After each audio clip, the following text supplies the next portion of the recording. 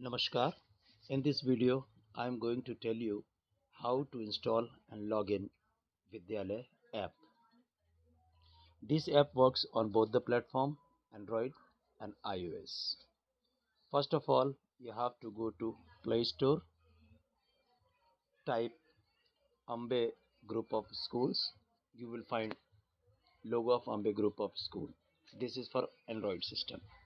And if you want to download for the iOS, you have to type Vidyalaya. Now open this. You will find this will start downloading. As it is already downloaded in my mobile, this page will open.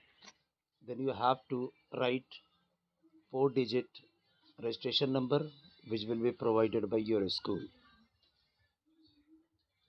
Now after this will ask organization. Suppose your child is studying from grade 1 to 12, you have to select Ambe School CBSE. If your child is studying in pre-primary, you have to select pre-primary. I am giving example of Ambe School. Now you have to input username provided by the school for your child. This will be different for different student.